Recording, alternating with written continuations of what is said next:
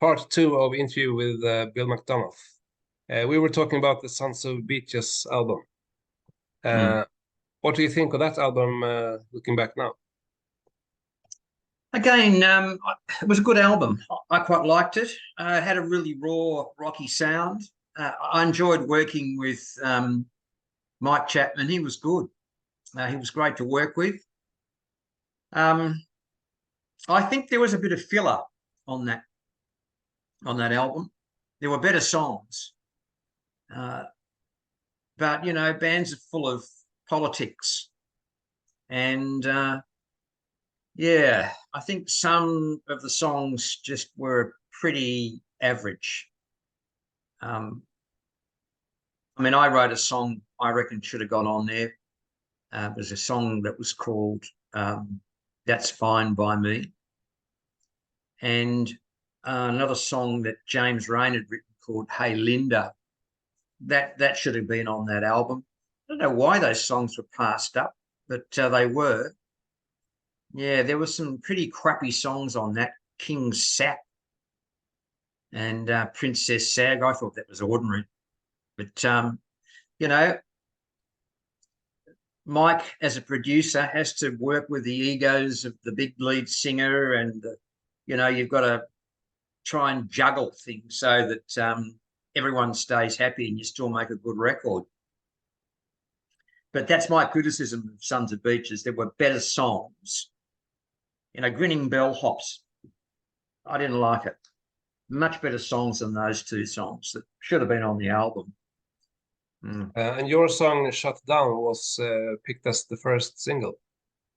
Yeah, that did quite well. It went to 12, I think, here in Australia. Yeah, that was the first single off the album. And again, I mean, Guy and I ended up having all the singles on that album as well. It was yeah, "Shut Down" was the first single. "Daughters on the Northern Coast" was another single. Can't think of what was the third one. "Runaway Girls," I think. "Runaway Girls," yeah, that's right. Yeah. So yeah, it was yeah, it was a thrill to have the first single off the album, because I'd actually struggled to get the damn thing recorded. You know, James didn't want to play it, didn't want to sing it. But anyway, we ended up being able to get it on, and not only did it get on the album, but it was chosen by the record company as the first single, and it did pretty well. I think it was the highest charting track off the Sons of Beaches album. Yeah. Yeah. And then you recorded a Christmas single later that year, "Santa Claus." Oh yeah, yeah. The video clip looks very funny on YouTube, at least. Yes, yeah. Oh, that was just something like we wanted to do for. There was a big television show here called Countdown, famous TV show. What ran for years and years and years, and it was the way you broke through. If you weren't on Countdown, you weren't going to make it, even if you were a big international star. And the guy that hosted was a guy called Molly Meldrum, and they wanted to do a Christmas special. So they said, "Why don't you go out and do a Christmas song?" So we went into the studio and we did, "Santa Claus is Back in Town," which is a classic. I think Bing Crosby might have recorded it. Yeah, someone like that. Yeah. Bit of fun. Pardon? It was a bit of fun. Yeah. With Australian Crawl, you played some huge venues, like Meyer Music Bowl in Melbourne, in front of 100,000 people. I mean, what's the view from the stage when you look out and see such a massive crowd and all there to hear your music? Well, yeah, when you first do it for the first time, you shit your pants, quite frankly, because It's pretty scary. The My Music Bowl, we did 3 of those shows. They were free concerts, and they ended up having, 100,000 people. You couldn't see all the people. They went up through the auditorium, like the bowl area, up, and they went over the hill, and apparently they went right down the back of the park. And they couldn't see the stage, but they could hear the music, and we couldn't hear them. But I remember one time we were headlining at the bowl, and we came on just as darkness was coming on, and when we hit the stage, the sound, the roar from the crowd, you could actually feel it. Like the air came through and hit you in the chest. You've got 100,000 people roaring at the same time. It's you can physically feel it. Yeah, and we did 3 Sydney My Music Bowl gigs. All of them had about 100,000, and we did one in the Domain in Sydney, which again is in a big sort of park, like Hyde Park in London, and that was about 90,000. Then we did about 50,000 at the Narara Rock Festival. Yes, we did some big shows. Australia in the early 80s was a very good time for music, because apart from Australian Crawl, there were lots of bands emerging, like Icehouse, Mental as Anything, Men at Work, Mondo Rock, In Excess, and Midnight Oil and Cold Chisel had just started out, basically, and Split Enz broke through as well. Lots of great bands coming through. What was it like from your point, being part of that scene? Oh, it was fantastic. Yeah, it was amazing. Australia was just really pumping out some amazing bands. And a lot of those bands were top notch, Metal as Anything. I'd ended up, I'd actually played with Metal as Anything. I'd met them when I was in Loose Trousers. We did a show at one of the universities in Sydney. And I really liked the Mentals. So I became very good friends with the Mentals, and they did a lot of shows with us too. Mondo Rock, big band. In Excess were just starting out. Divinals was another one. Great band. And Men at Work. We were friendly with Men at Work. Men at Work actually supported us at a gig in Melbourne at a big pub called the Sandown Park Hotel. I think they got $600 for the night. And about 2 years later, I was hanging out with Colin Hay, the lead singer, and they'd just cracked America. And he was saying to me, "Oh, I remember the time when we did that support with you, and you guys got paid all this money, and we only got $600. And I said, "Oh, well, okay." And he was telling me that he just received his first royalty check, and it was something like over $1 million US. Oh, wow. Because they'd sold, their first album sold 13 million records worldwide. Yeah, their first album was the first record I bought, and that was actually what led me to Australian Crawl. So there's a connection there for me. Yeah, yes, yeah. Yeah, we were friendly with the guys. Colin Hay actually played. Colin Hay and the late Greg Ham played on Guy's posthumous album, My Place. Yeah. Yeah. I'll come to that shortly. It's a very, very honest book, I feel, and you don't really pull any punches regarding Guy and yourself either. You're very honest in the book. And we come now to something less positive for you, the departure from Australian Crawl. Was that a difficult time for you? Yeah, it was a very difficult time for me, because I didn't see it coming. It was a sad time for me to have to go. But as I said before, bands are political organisations. They're like political parties. There's a lot of politics in bands, and if you don't play the game, then you can fall to the sword. So yeah, I had to depart. Didn't want to, but I had to. There was a clash between myself and James.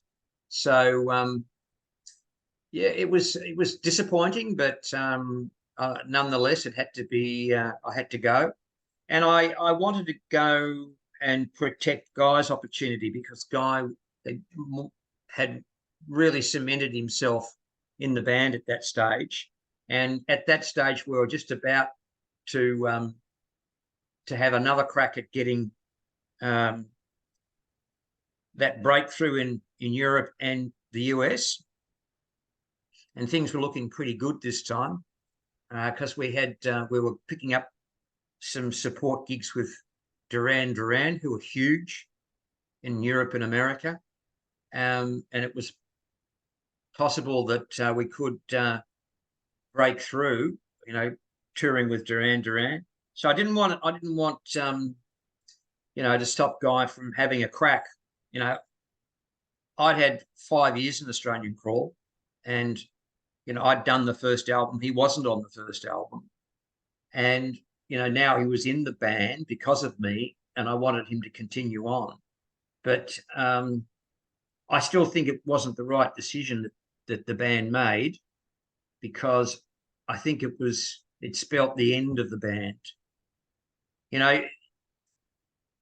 A band is not all about the player's ability, or whether you're a virtuoso guitar player or drummer.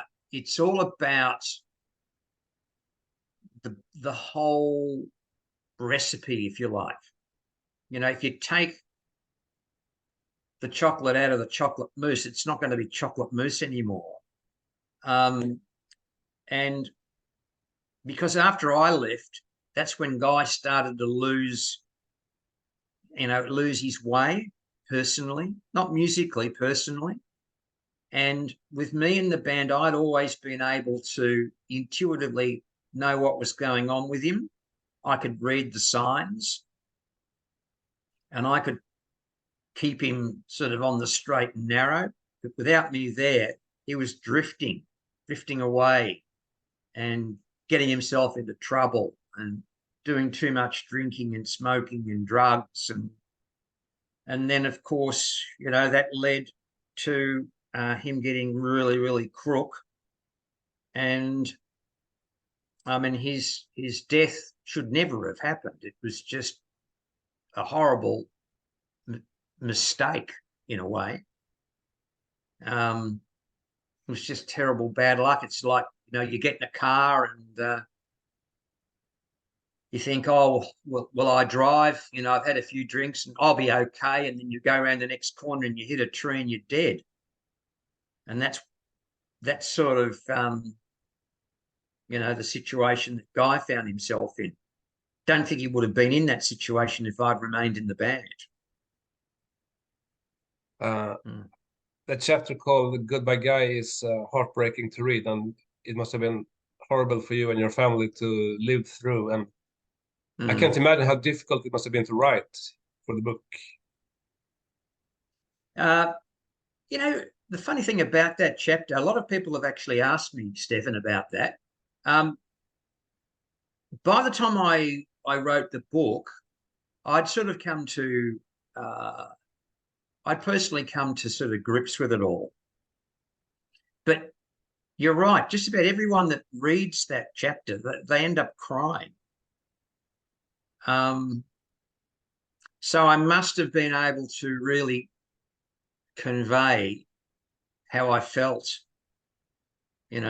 very clearly, because it's affecting people when they read the book.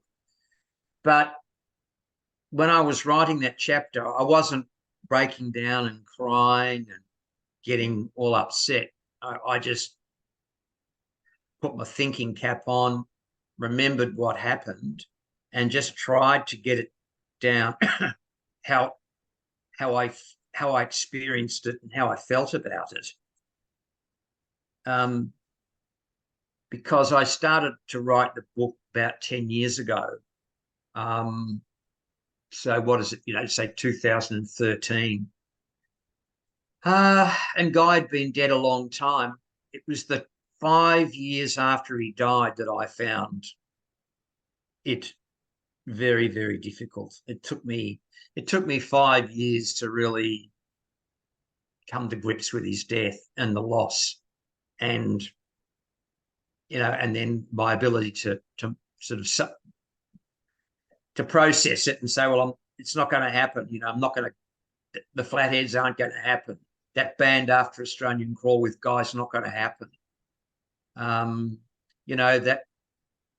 That second career maybe breaking through with a second band in America, and it's not going to happen.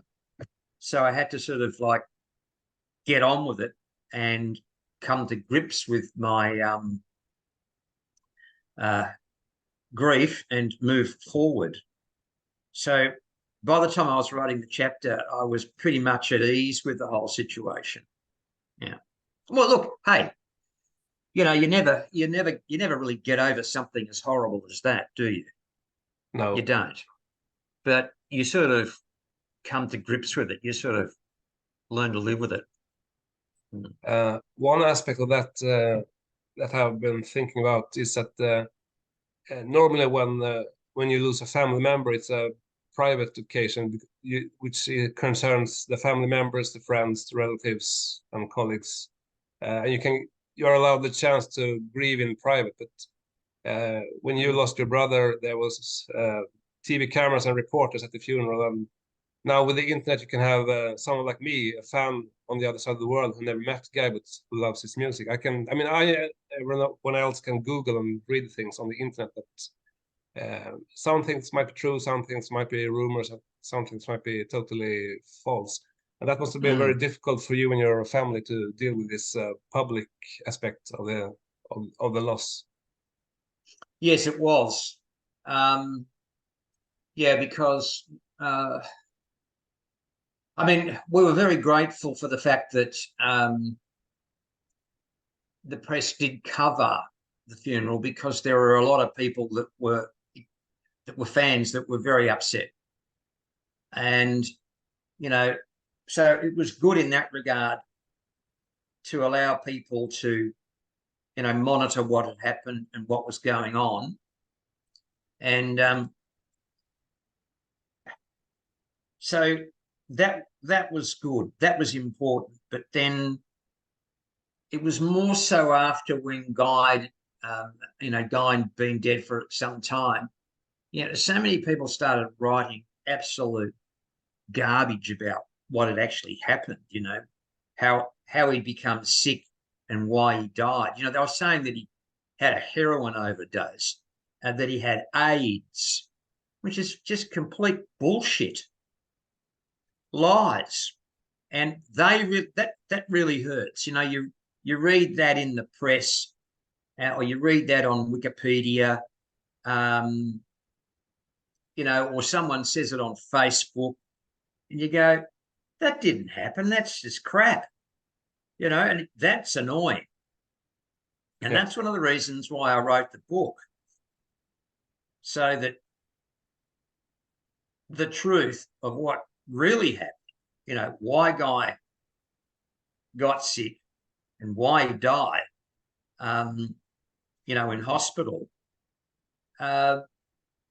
is there in black and white. And that if anyone wants to really find out what really happened, well, I've told you in the book. Yeah. It's history now, it's in this. It's history. So no one's got any excuses now to trot out untruths. That's good. Which leads me to my next question. Here is a very special record, My Place. Oh, yeah, great. It's very sad that you had to do it on your own, basically, without Guy. But I'm very happy that it exists, because it's a great record and lots of great songs on it. Can you talk a bit about the process of making this album? Yeah, well, we did this in 1985. With, about 6-9 months after Guy died, and I wanted to try and prove that what I had hoped for, myself and Guy and Sean Higgins and Nigel Spencer, the Flatheads, could happen. And I wanted to do this posthumous album, and we were able to find some tapes that were Flathead recordings, and we also had some Australian Crawl recordings, and but some of them were as rough as scuts. They were just sonically rubbish, and so we had to try and take these really raw recordings and make a record out of it, add to them, try and work sonically, to try and capture the best vocal performance. It was really cutting edge stuff. You've heard about the new Beatles song that's come out using AI. Well, if I'd had AI then, I would have made an amazing record. The technology today would have allowed me to produce a record that would have sounded like the best studio album. Because of the technology, AI allows you to separate the voice off the tape now, and you couldn't do that in those days. So we had to work really hard and just use the technology that we had to make the best album that we could. But we were very limited by technology. I mean, there was no digital. That's why it's on vinyl. The CD hadn't even been invented. Yeah. Now, I was going to ask you a question. Have you got the Lost and Found CD? Yes, indeed. Yeah. Well, that is a lot of the songs from My Place are on that. And that was recorded 10 years later in 96 in Germany. And you can hear the difference between what I was able to do in 85. Sorry, and then again what I did in 96. Yeah. Yeah. And if you listen to a track that we recorded on My Place, and then you listen to the same track again on the Lost and Found CD, yeah, you can hear the differences in sonic and sound, and that was just purely because in that decade, technology had allowed us to make a better record. But now using AI and digital technology, I could make a Guy McDonough album or a Flatheads record now that it sounded like brand new Rolling Stones record. Yeah, and you sing lead vocals on some tracks. Yeah, I sing about 5. I sing about 5 songs. Yeah, I used to just do backing vocals for Australian Crawl. I never sang any lead vocals.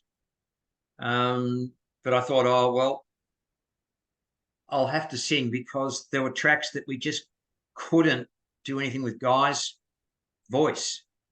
So we had the song that he'd written, but we just couldn't do anything with his voice. So I sang the vocal, to allow at least the songs to be part of history. One of the great tracks is the track My Place, which should have been a hit single, I think. Yeah, it's a fantastic track. He'd written that for Australian Crawl just before he died. And there's another song on that album called Memory, which I think I'd like to re-record that someday, you know, when I get time. And they were the two tracks that that Australian Crawl wanted to record for their studio album after Guy died. And I said no, I didn't want them to do that because I wanted the tracks for the My Place record. So I didn't allow them to record it. Probably just as well because James Rain took over the band more or less after Guy died, and they made that album Between a Rock and a Hard Place, and it didn't sell. Yeah, it's shocking. Yeah, it's an absolute shocker, and it just completely flopped. Doesn't even sound like Australian Crawl. No, it doesn't. No. Yeah. You mentioned the track "Memory," which I think is incredibly beautiful and one of Guy's best lead vocals. Where did that come from? His ability to sing? Yeah. Look, you know, if we go right back to the beginning of the book, when Guy and I were at school, Guy didn't show any interest in being a musician. He wasn't musical per se. You know, he didn't play an instrument. He was more, you know, like an outdoors type guy, surfing, water skiing. He was a very, very good sportsman. I mean, we were both good sportsmen. And he was a champion swimmer. He had a fantastic football player. And he was a very fast sprinter. And he showed no signs of ever being interested in music, let alone being up. He hadn't even taught himself guitar. So I had no idea he could even write a song, let alone sing one. But he obviously had this amazing talent. He must have just been born with it, because I think his vocals, I think his voice was one of the most unique voices I've ever heard. And again, that's another reason. Yeah, another reason why I thought he could break through internationally, because he doesn't. He reminds me of Sting and Colin Hay. You know, he's got that type of voice, that real, you know, unique, really high range, and the tone is very similar to Sting and Colin Hay. And who's the other guy that used to be in Genesis? Not Phil Collins. The other dude, can't think of his name. Mark No. You know, he had the hit Sledgehammer. Peter Gabriel. Peter Gabriel, yeah, he had very similar voice to him. Unique. Like when you hear Peter Gabriel, you go straight away, Peter Gabriel. When you hear Colin Hay, you just know it's Colin Hay. Sting. Guy McDonough. You know, it's unique voice. Yeah, absolutely. It was a surprise when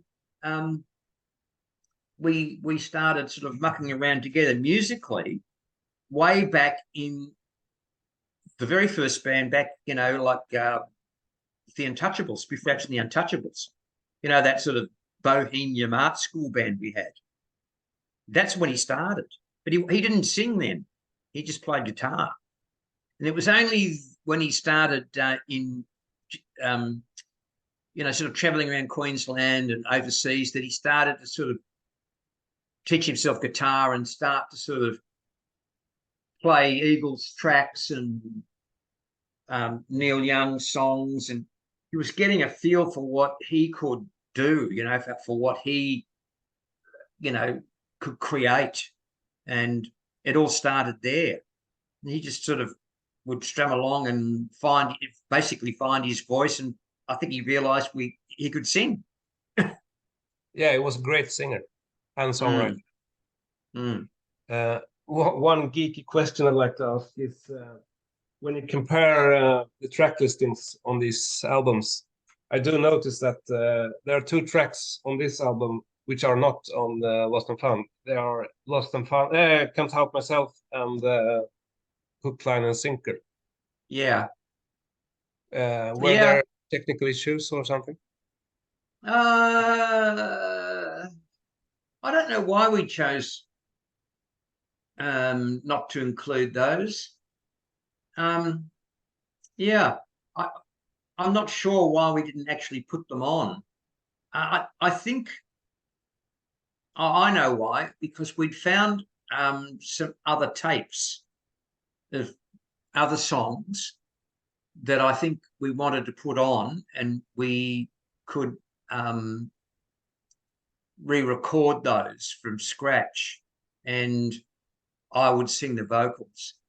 So I think I think we were just trying to balance the album so that we had sort of like 50% was Guy singing and sort of like 50% was me singing. Because we were sort of hopeful maybe that if there was a big reaction to, say, Lost and Found, that we could continue on and do another album with me singing. Yeah. And maybe, you know, we could get another singer in. So, yeah, well, I think we're hedging our bets. You know, could we continue on from this? But it didn't sell huge amounts, you know. But that wasn't really the point. You know, the point was to, again, just document, you know, Guy's historical songs. And quite frankly, that was enough of the success for me. Would have been great if it sold a few more. I think we only sold about 10,000 copies, but that's not bad for an indie label. Yeah. I do know for sure that at least one copy exists in Brazil, because I made a swap with a fan in Brazil. He sent me Man at Work's live album, and I sent him Lost and Found, a second copy which I had. So yeah. Well, Lost and Found's actually now released digitally, so you can go and get any track off Lost and Found on iTunes or Spotify. Yeah, I signed it over to Universal about 2 years ago. They didn't put out a physical copy. You know, like they didn't press a vinyl or a CD. But hey, that's the way of the world, isn't it? I mean, it's all digital. Yeah. People go to their computer and they download it. So you can download the whole album, or you can download any track you like. Yeah. You just go Lost and Found Australian Crawl, Lost and Found McDonough Brothers, and you can download it. It's a great album. Yeah. Oh, please. Thank you very much. Yeah. I tried my best. Yeah, you did very well. Thank you. One thing that really shines through with the book is that you and Guy were very close as brothers, and it makes me happy to read that. I think it really shows how close you were, the book, and how many adventures you shared in that time. Yes, well, it's terribly sad that, you know, Guy and I only had 29 years together, but we had 29 years of love and great friendship and respect for each other. You know, not many people can say that their brother or their sister is also their best friend, you know, and their business partner. Yeah. Very rare. So even though I only had him for sort of like 29 years, you know, some people, they don't even like their brother. You know what I'm saying? Yeah. They don't have any relationship with their brother or their sister. So I suppose I was very lucky, wasn't I, to have a brother that I could relate to and do so many wonderful and extraordinary things with. You know, I mean, look what we did. Yeah, we did amazing things together. Yeah, absolutely. And my final question here: you have released your book, and I know that there are at least 3 tribute bands to Australian Crawl in Australia. And also James Rain will be doing a Crawl File tour next year, which shows that from a fan point of view, the interest is still there and people still love the music. That must make you happy. Oh yeah, it does, and it surprises me. It's quite amazing. You know, when we did our last greatest hits, which was 2014, that that record has gone platinum, which is amazing. The band, you know, the band's broken up. It's been dead and buried for so long. We put out our greatest hits in 2014 and it goes platinum. It went #1 on the iTunes chart and #4 on the ARIA charts. That's great. Yeah. And like I was in the 60s when that happened. I think I was 60. Yeah, I was 61. Yeah. So I had a #1 at 61. Yeah. And then I was talking to the guys at Universal, you know, our record company. I said, "Can you know, this is for the book." I said, "Can you tell me how many you know, streams we've done since 2014?" That was when they put us onto the internet, you know, onto Spotify and iTunes. Because before that, we weren't streaming. And he came back to me and he said, I said, "Can you tell me how many streams the McDonough brothers songs have done?" And he came back and he told me that the songs that Guy and I have written for Australian Call and, you know, Lost and Found, 178 million streams. Wow. Now, that is quite a number. I know. So it blows me away, you know, that because I've just turned 71. I mean, I'm getting on now, and millions, hundreds of millions of people are downloading my songs and Guy's songs. It's and you hear it on the radio all the time, you know, like you go to the supermarket to do some shopping and you're standing at the counter and on comes Downhearted. I've got a house in Noosa, which is in Queensland, and it's on the Sunshine Coast. And the Sunshine Coast is like, you know, the Riviera. You know, it's a beautiful holiday spot. I've got a place up there, and I was doing some work for the house up there about a year ago, and I went into a plumbing shop, and I was standing there, covered in paint, and you know, with all my ripped clothes, and because I've been working on the house. And I said, "Oh, I need this, this, and this." And the guy's going, "Oh, yeah, righto." And he's gone off and got the part. And the background music, on comes Downhearted. And he's at the computer doing my invoice, and he's singing along to Downhearted. And I'm standing there in front of him, and I thought to myself, do I tell this guy, "Hey, mate, that song, I wrote that"? And I decided, nah, I'll just remain incognito. So I just stood there. Yeah, so there he was, you know, singing along to the song I wrote and Guy wrote and Sean wrote. It was a huge hit 40 years earlier on. It's amazing. It just keeps... Paul Williams, the bass player, tells me the same thing. You know, he'd be going down to get his car serviced, and on comes an Australian crawl track. You know, it's quite amazing. It's everywhere still. I wouldn't have believed that. I just don't believe that it wouldn't have. I just don't believe that it's still doing all of that. It's quite crazy. It is. Thank you very much for taking the time to do this interview. My pleasure. My pleasure. And it's great to meet you. Mutual. So